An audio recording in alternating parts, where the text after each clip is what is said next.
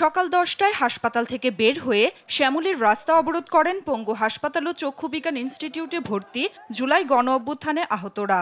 বন্ধ হয়ে যায় 3 পাশের যান চলাচল। গুলির আঘাতে পায়ে স্টিল পরা অবস্থায় সড়কে বসে পড়েন উন্নত চিকিৎসা আর পুনর্বাসনের দাবিতে। অভিযোগ, অভ্যুত্থানের 6 মাসেও পাননি আর্থিক সহায়তা।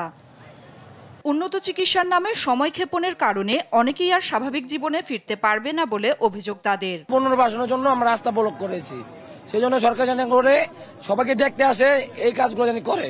সুচিকিৎসা অনেকের হয় নাই, অনেকের বিদেশে বাড়ি পাঠানোর কথা, তাকে জানি দ্রুতভাবে সবাইকে বিদেশে বাড়িতে পাঠাও।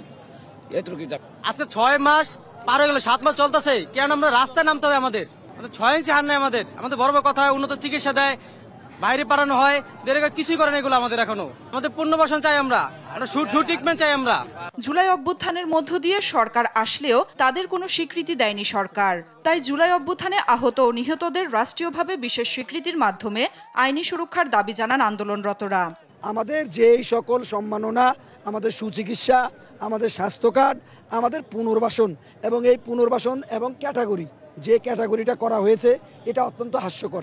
এই হাসপাতাল তো ওই হাসপাতাল, ওই হাসপাতাল তো ওই হাসপাতাল, খালি দৌড়াচ্ছি, এখন পর্যন্ত চিকিৎসা ঠিকভাবে পাচ্ছি না। আর 1 লাখ টাকা করে দিচ্ছে জুলাই ফাউন্ডেশনে। আমি নিজে 8 বার গেছি, 8 বার জুলাই ফাউন্ডেশনে। প্রথম বলে যে আজকে দিচ্ছি, আন্টি ধৈর্য ধরেন, কালকে দিচ্ছি, পরশুদিন দিচ্ছি, 1 সপ্তাহের মধ্যে পাওয়া যাবেন। পরে ফোন দিয়ে কেটে দেয়। ফ্যাসিবাদী কর্মকর্তাদের অপসারণ ও গণহত্যায় জড়িতদের বিচারের আওতায় আনার দাবি জানান তারা।